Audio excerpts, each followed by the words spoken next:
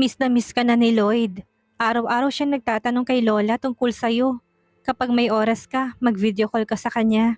Sagot ni Jesusa kay Sarah. Nang marinig ito, naramdaman ni Sarah na medyo malungkot siya. Sige, sabihan mo ko kapag nagising si Lloyd bukas at hahanap ako ng pagkakataon para mag-video call kami. Sige, makakarating. Reply ni Jesusa sa kanya. Nag-isip sandali si Sarah at dagdag pa niya. Sabihan mo si Lloyd na okay ako dito at huwag siyang mag-alala tungkol sa akin. Naintindihan ko. Matapos ang pag-uusap, nakatingin lang siya sa tabi ng kama. Nag-iisip. Tumigil ang tunog ng tubig sa banyo. Lumabas si Zephyr na nakabalot ng puting tuwalya. Basang-basa ang buhok at napaka-cute at gwapo. Ang napakagandang feature ng katawan nito na tugma sa maganda nitong muka ay nagbibigay sa kanya ng hot look na aura. Narinig ni Sarah ang tunog at tumingin sa lalaki. Ang unang tumama sa mata niya ay ang sexy niyang mukha. Napatitig si Sarah sa lalaki na para bang nawawala sa sarili. Napamaang siya sa kakaibang alindog na nasa kanyang harapan. Hindi ito napansin ni Zephyr. Iniisip niya lang na para ba itong namamangha, kaya ngumiti siya at nagsalita. Na-in-love ka ba sa kagapuhan ko? Mukhang laway na laway ka ha? Bumalik si Sarah sa kanyang ulirat at tinikom ang kanyang bibig na bahagyang nakabuka. Bago pa siya makapagsalita, si Zephyr ay naglakad na patungo sa lamin at kinuha ang blow dryer para patuyuin ang kanyang buhok. Papatuyuin ko lang ang buhok ko, maghintay ka dyan. Sabay kindat nito sa kanya. Tinutokso si Sarah ang sarili ng maraming bagay sa kanyang isipan. Paano na naman sila ngayong gabi? Mapapagod na naman ba siya ng sobra? Hoy Sarah, namimiss mong anak mo, hindi ba? Sabi niya sa sarili. Nang tumingin siya, nakita niyang si Zephyr ay nakatayo sa harap ng salamin. Hawak ang hairdryer at pinatutuyo ang buhok. Ang tunog ng humming mula sa hairdryer ay umuugong sa buong kwarto. Tumitig siya sa mukha sa salamin at hindi maiwasang maiisip ang mukha ni Elle. At pagkatapos ay magkasabay na sumanib ang mukha ni Zephyr. Talagang magkamukhang mag-ama. Sa totoo lang, dati madalas banggitin ni Lloyd si Zephyr. At palaging tinatanong siya, Ma'am, mahal mo pa ba si Dad? Laging sumasagot si Sarah ng, bakit mo tinatanong yan? Kasi daw po si Alice na kapitbahay namin. Sobrang mahal ng tatay niyang nanay niya. Kaya madalas silang magkasama at maglaro, sabi niya. Maganda ang relasyon ng mga magulang niya at madalas silang mag-kiss. Anong klaseng kwento to? Hindi alam ni Sarah kung tatawa o malulungkot siya sa sinabi niyo ng anak. Bakit mo naman natanong kay Alice yan? Yung araw na yon, tinanong ko siya kung anong ibig sabihin ng pag-ibig. Sabi ni Alice, kapag mahal mo isang tao, hindi mo maiwasang yakapin at halikan siya. Pero tuwing dumarating si Uncle Marlon para bisitahin ka, hindi mo siya niyayakap o hinahalikan? Sigurado kung hindi mo siya mahal, kaya mahal mo pa ba si Daddy? Si Lloyd isang bata na may matalim na pananaw. Kung hindi, bakit hindi kayo nagmamahalan? May anak na naman kayo. Walang magawa si Sarah kung hindi matawa ng walang galak. Hindi ko ba sinabi sa'yo, may mga bagay na hindi kami pinagkakaintindihan ng tatay mo. Mahal mo pa ba siya? Pangungulit ng bata sa kanya. Bawat pagkakataon na tinatanong siya ni Lloyd nang ganito'y madalas ay napapatahimik na lang si Sarah. O tinatangkang baguhin ang usapan. Hindi niya rin alam kung mahal pa ba siya ni Zephyr noon. Dahil nakaya niya naman na hindi ito makasama. Sinasabi niya hindi niya mahal ito. Pero madalas pa rin siyang mag-isip tungkol sa lalaki. Minsan habang naglalakad siya sa labas, naiisip niya mga sandaling magkasama sila. Yun bang pagmamahal? Ang may isip mo siya bawat sandali. Masakit isipin na dumating siya sa punto na nais na niyang kalimutan ng lalaki. Subalit hindi niya kaya. Mas mabuti nang hindi na lang lokohin ng bata kung hindi sabihin na lang ang totoo. Kaya sinabi niya kay Lloyd na hindi sapat na magkasama lang kayo dahil mahal niyong isa't isa. Dapat tanggapin ng parehong pamilya ang relasyon niyo para magka-blessing ang kasal. Kung ang relasyon ay mas maraming sakit kaysa saya at hindi tanggap ang mga pamilya, ang pinakamagandang gawin ay tapusin na ito. Dahil minsan hindi kailangang maghanap ng paghihirap at hindi na kailangang magtangkang lumikha ng pasakit. Kung may mas magaan na paraan ng pamumuhay, mas mabuti pang yun na lang ang piliin. May kalungkutan man sa pagkawala ng pag-ibig, pero kung mahal mong buhay at nagsusumikap ka, maaari ka pa ring maging masaya. Ito ang sinabi niya sa kanyang anak at patuloy niyang paalala yun sa sarili.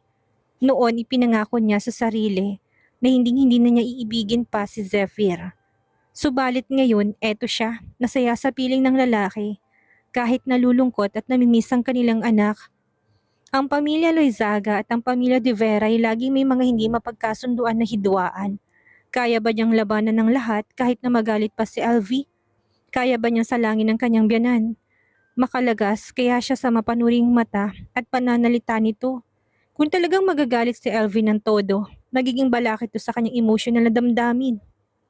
Baka lagi siyang magigilty sa lahat ng oras. Ayaw niyang masaktan ng matandang babae dahil ina ito ng asawa niya.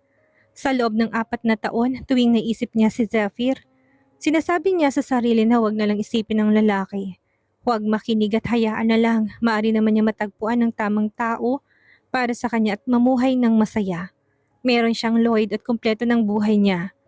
Pero makalipas ang 4 na taon, nariyan pa rin si Zephyr. Nakatayo lahat at naghihintay sa kanya. Gusto pa rin itong makasama siya. Siguro dahil sa determinasyon niya maging magkasama sila. Hindi maiwasang magdalawang isip siya at muling tanggapin ng lalaki na maging parte ng buhay niya. Narinig niyang malapit nang mamatay si LV. Wala bang makakapagpigil sa kanila na kapag pumanaw ng matanda, baka nga sila'y naghihintay lang. Kapag pumanaw na si LV at natapos ng mga alitan na nakaraang henerasyon, baka maaari nilang subukan. Sa naisip niyang ito at naramdaman niyang medyo uminit ang kanyang puso, may naramdaman siyang pagnanais na sabihin kay Zephyr ang tungkol kay Lloyd. Ipapaalam na niya ito sa lalaki. Zephyr, tinawag niyang pangalan nito. Tumayo siya at nais sanang sabihin kay Zephyr ang lahat. Ang tungkol sa kanilang anak at ang plano niyang buuin ng kanilang pamilya. Humahakbang na siya papalapit sa lalaki ngunit sa mga sandalang iyon, tumunog ang phone sa coffee table. Ang salitang Cindy Sanchez ay lumitaw sa screen. Ang telepono ni Zephyr ang tumunog. Biglang lumamig ang utak ni Sarah. Tama, nandyan pa si Cindy na hindi tsak ang papel. Narinig niyang iniligtas nito si Zephyr 4 na taon nang nakalipas at ngayon ay may magandang relasyon sila. Gaano nga ba kaganda ang relasyon nila? Hindi alam ni Sarah, kailangan niyang malaman kung anong relasyon nila bago husgahan ang direksyon ng relasyon na ito. Tumingin siya sa telepono, nang tahimik at pagkatapos ng ilang sandali nagsalita siya. Zephyr, may tumatawag ang telepono mo. Nasa proseso pa si Zephyr ng pagpapatuyo ng buhok at sumagot.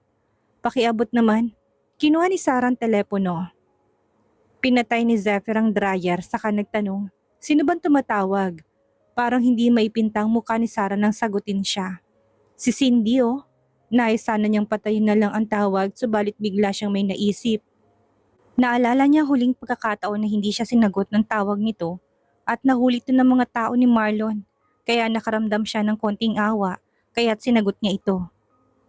Pagkonekta ng tawag, narinig ang tinig ni Cindy na puno ng takot. Zephyr, tulungan mo ko! Napalunok si Zephyr.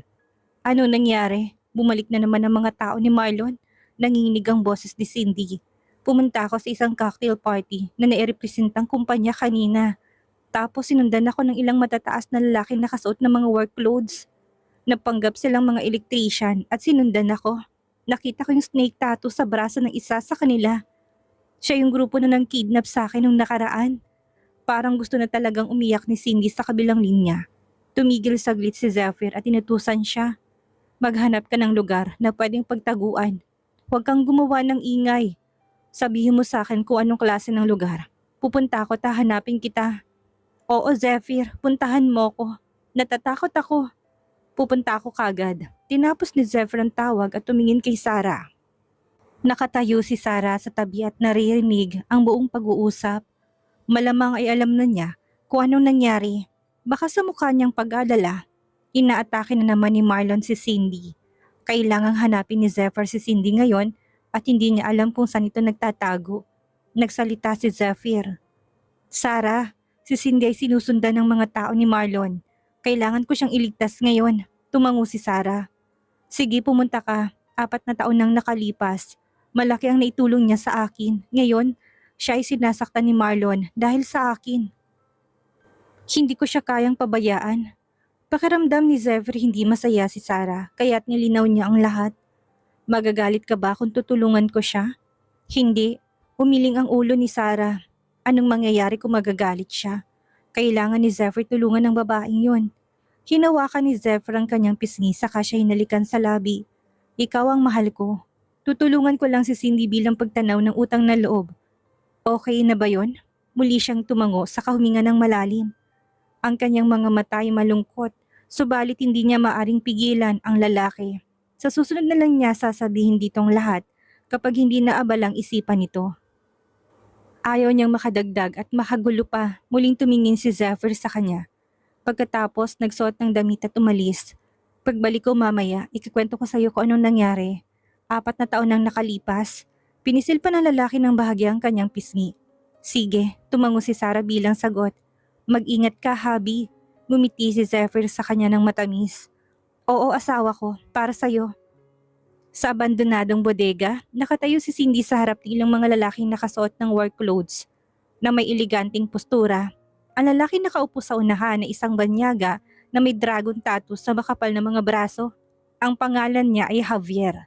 Talaga sanang kukunin niya si Cindy bilang bihag.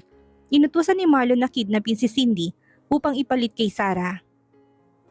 Doon lang nalaman ni Cindy na si Sarah ay bumalik na nang siya ay mahuli ng tauhan ni Marlon. Ngayon ay naninirahan to sa Rin Lake kasama si Zephyr. Napakagaling magtago ni Zephyr ng sekreto at walang nakakaalam sa pamilya Sanchez na bumalik na si Sarah. Kung hindi pa pinaalala ni Ivy sa kanya na may maganda at mabait na kasambahay sa Rin Lake, ay labis na mahal ni Zephyr ang babaeng yon. Baka nanatili pa siyang walang kaalaman. Tamang tanging babae na labis na minahal at nais ni Zephyr na makasama habang buhay ay si Sarah lamang. Hindi niya inaasahang babalik pala si Sarah ng Pilipinas. O mas tamang sabihing ibinalik to ni Zephyr sa bansa. Pinipigilan niya ang kanyang galit. Halos mabali na ang kanyang mga pangil dahil sa sobrang pagkagat ng mga ngipin. Matapos malaman ng katotohanan, humingi si Cindy kay Javier ng pagkakataon na makausap si Marlon sa telepono. Sinabi niya kay Javier na kung tutulungan siya nito, magbibigay siya ng 10 milyong piso. Ang lalaki mukhang isang bandido, ngunit ito ay inupahan ni Marlon at mas gustong pera kaysa buhay. Nang marinig ni Javier na magbibigay ng pera si Cindy, binigyan niya ito ng pagkakataon at kagad na kinontak si Marlon upang magkausap ang dalawa. Mr. Alba, nais daw po ninyo kayong makausap ni Miss Sanchez. Kakarating lang ni Marlon sa Ireland ang mga oras na yon. Nang marinig ang mga sinabi ni Javier, nagulat siya ng kaunti nang siya'y magsimula ng ipahawa kay Cindy ang telepono. Naisip niyang isang bagay at kagad niyang binuksan ng anti-eavesdropping function. Si Marlon ay maingat at kung may mahahalagang usapan, palagi niyang binubuksan ng anti-eavesdropping device na laging dala. Ibigay mo ang telepono kay Cindy Sanchez. Hiniling ni Cindy na makausap siya matapos tong kidnapin. Sigurado siyang may nais itong iparating at hindi naman tututol si Marlon na makinig sa babae. Pagkatapos sagutin ng telepono, sinabi ni Cindy, Marlon Alba, bumalik na si Sarah sa Pilipinas, hindi ba? Nagsasama na naman sila ni Zephyr ngayon. Kaya gusto mong kidnapin ako upang ipalit sa kanya? Bumuntong hininga si Marlon at nagmura. Punyeta, anong pakialam mo? Hindi itong pinakamagandang plano. Malakas ang pagkakasabi ni Cindy. Naisip mo na ba na baka hindi gusto ni Zephyr ang ganitong palitan? Baka nga pabayaan na lang niya ako kung ganyan ang nais mo. Alam mo kung gaano niya kamahal si Sarah. Siyempre naisip din ni Marlon ang posibilidad na ito. Ngunit paano niya malalaman kung hindi niya susubukan? Muling nagsalita si Cindy. Alam kong kinidnap mo ko upang makuha si Sarah pabalik sa iyong panig. Sa totoo lang, may mas magandang plano ako. Sabihin mo kung ano yun. Hindi makapaghintay si Marlon sa mungkahi ni Cindy. Nabalitaan ko mula sa isa sa mga kliyente natin na si Sarah ay kamakailan lang ay naninirahan sa Rin Lake at may magandang relasyon kay Zephyr. Araw-araw nilang ginagawa yon. Alam mo na kung ano yon. Dagdag pa ni Cindy upang mag-apoy ang inggit ni Marlon. Bukod sa pagtatangkang paglayuin sina Zephyr at Sarah, nais din niyang magtanim ng tinik sa puso ni Marlon. At ipaalam dito na niloloko to ni Sarah. Sinabi niya, kung walang hindi inaasahang mangyari, magkakabalikan sila. Kapag nagkabalikan sila, baka kahit mahuli mo pa ako, hindi niya papayagang ipalit si Sarah sa akin. Anong gusto mong iparating? Tanong ni Marlon at medyo iniwasan ang walang kabuluhang sinasabi ni Cindy. Ngunit alam niya na matalinong babaeng ito, kaya hindi niya tinanggihan ang mga opinyon nito. Ngayon, kailangan niyang asikasuhin sina Zephyr at Vincent kaya tabala siya sa maraming bagay. Kung may makakatulong sa kanya, bakit hindi? Sinabi ni Cindy sa kanya, Ang nais kong iparating sa'yo ay kahit kidnapin mo ko, hindi papayag si Zephyr na iswap mo ko kay Sarah. Mapapako ka lang sa walang kwentang bagay. Imbis na gawin mo yon, mas mabuti pang magtulungan tayo. Matutulungan kita na paglayuin sila. Kapag nabigo si Sarah sa pagmamahal ni Zephyr, tsak na aalis siya sa Rizal at maaring umalis ng tuluyan sa Pilipinas. Mas maganda ba para sa kanya na masaktan sa pagmamahal at maglakbay na may pusong sugatan? Anong magandang plano mo? Nagpakita si Marlon ng konting interes sa kwento ni Cindy. Ganito, sumagot si Cindy. Hayaan mo magpanggap ang mga bodyguard mo na pagsamantalahan ako at kumuha ng ilang larawan bilang banta. Kapag inakala ni Zephyr na ako'y binaboy ng mga tao mo dahil sa kanya, tsak na mararamdaman niyang may utang na loob siya sa akin at pakiramdam ko. Magbibigay siya ng pangako sa akin na pakakasalan niya ako. Noong nakidnap siya noon, naisip ni Cindy na kung naganap ang ganong pangyayari, siguradong magigilty si Zephyr at iisiping pakasalan siya dahil kasalanan nito ang lahat. Hindi lang niya ito nagawa noon dahil wala siyang lakas ng loob upang magkunwari. Dahil akala niya ay mahuhulog na si Zephyr sa kanya ng unti-unti. Sa isang banda, nais niyang mangyari yon. Kahit natatakot siyang baka hindi siya tanggapin ni Zephyr, kung mawalan siya ng puri at makukuha lang ito ng iba. Pagkatapos mag-isip na pagtanto niya ang pagpapanggap na siya'y ginahasa ay ang pinakamagandang plano, ngumiti si Cindy at sinabing, Marlon, matagal na akong tumutulong kay Zephyr nung nakaraan. Gusto ng pamilya Sanchez na magpatibay ang aming relasyon at kami ay ikasal. Kung magagawa kong pagsamantalahan kunwari at kumalat ang balitang yon, tsak na maglalagay ng pressure ang pamilya Sanchez sa kanya. Baka nga magpakasal siya sa akin. At si Sarah, isang babaeng hindi kayang magtiis ng kahit na konting alikabok sa mata. Sa tingin mo ba'y mananatili siya kay Zephyr bilang kabit? Inaasahan ni Cindy na hindi tatanggapin ni Sarah ang ganong kalagayan, kaya tsak niya maghahanap ito ng paraan upang makalayo. At sa oras na yon, magbibigay siya ng impormasyon kay Marlon Alba at ipapaabot sa lalaki ang sitwasyon na magiging kapakinabangan niya. Tinanim ni Cindy ang tinik sa puso ni Marlon upang hindi nito maging mabait kay Sarah matapos ang pagbabalik ng babae sa piling nito. Kahit na bumalik si Sarah, nanatili siyang isang maruming babae sa mata ni Marlon. Magkakaroon to ng galit sa kanya kapag nakita siya nito sa hinaharap. Magandang plano ni Cindy, naging tahimik si Marlon sandali pagkatapos ay ngumiti at sinabing, Nasa iyo ng lahat, Miss Sanchez. Kung kailangan mo ng tulong ko, maaari mo kong hanapin anumang oras. Ngumiti si Cindy nang marinig yon. Nang dumating si Zephyr at ang kanyang mga tauhan sa bodega, natagpuan nila si Cindy na nakatali sa isang bakal na kama. Ang kanyang mga damit ay hindi nakatanggap-tanggap, punit-punit na at siya'y hubad na may mga sugat sa buong katawan, lalo na sa muka na tila paulit-ulit na sinampal. Ang buong mukha niya ay puno ng mga palad na bakas, namumulat na mamaga tulad ng isang nawawalang kaluluwa. Malinaw na bagong-bago lang siyang nakaranas na hindi maipaliwanag na kalupitan. Isang mabilis sa sulyap lang ang binigay ni Zephyr at ang kanyang malalim na mga matay puno ng yelo. Patayin silang lahat. Patuloy na maririnig ang tunog ng mga putok ng baril sa loob ng bodega. Lahat na naghagad na makatakas sa hindi nakaligtas. At nalugmok sila sa lupa, pabulong na sumisigaw. Ang kamay ni Zephyr na humahawak sa baril ay namamagana. Ang mga ugat ay umaalpas. Kahit na nakarating siya, sa huli hindi pa rin sapat ang bilis niya. Ang impormasyon tungkol sa kinaroroonan ni Cindy ay masyadong malabo at hindi siya makontak sa telepono. Naghanap sila ng ilang mga lugar bago nila natagpuan ang bodega. Ngunit huli na sila at siya'y napagparausan na. Habang naiisip ang lahat ng mga tulong na ibinigay ni Cindy sa kanya, sa nakaraang 4 na taon, nakaramdam si Zephyr ng bigat sa kanyang dibdib. Isinara niyang kanyang mga mata, lumapit at tinakpan niya ng kanyang coat ang babae. Sabay tanggal ng tali na nakakabit sa kanya gamit ang isang kamay. Nang makuha ni Cindy ang kalayaan, nanginginig ang buong katawan niya at niyakap si Zephyr ng mahigpit habang may mga luha sa mata. Zephyr, binaboy nila ako at kinuhanan ng mga litrato.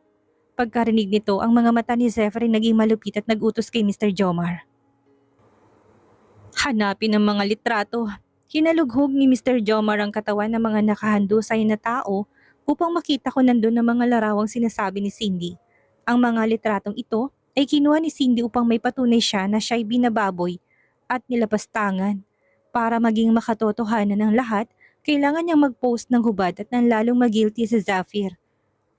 Nang makitang mga larawan, kumunot ang noon ni Mr. Jomar, agad niyang iniiwas ang mga mata dito.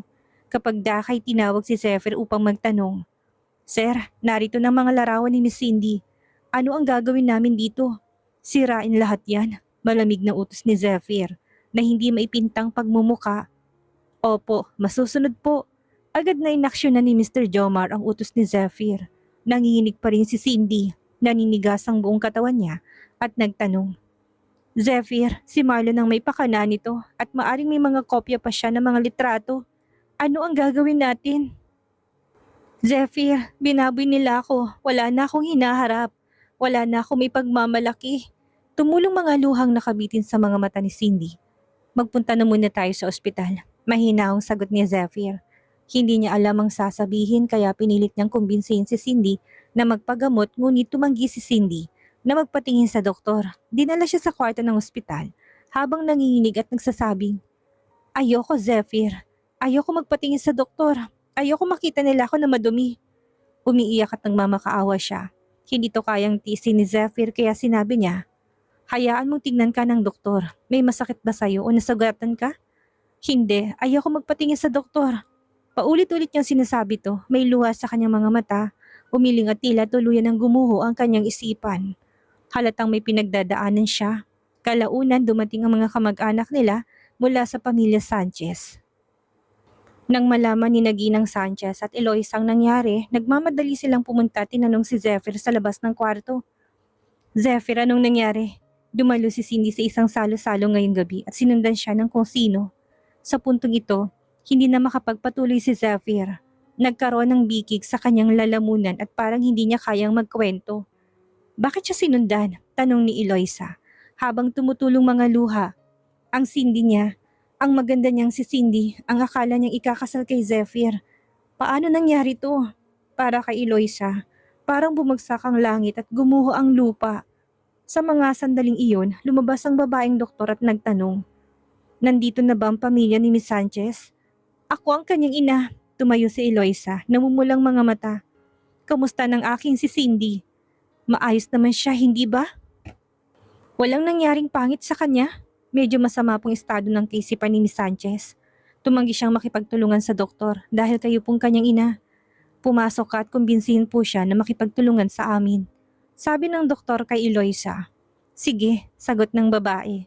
Litong-lito at pumasok sa kwarto ni Cindy. Si Cindy puno ng sugat, nakasandal sa kama at ang dati niyang napakagandang muka ay tila nawala ng buhay. Parang tinamaan ng martilyo sa puso si Eloisa. Bigla siyang napahaguluhol. Hinaplos niyang mukha ng anak gamit ang nanginginig na mga kamay at umiyak. "Cindy, ang anak ko. Paano nangyari ito sa'yo?"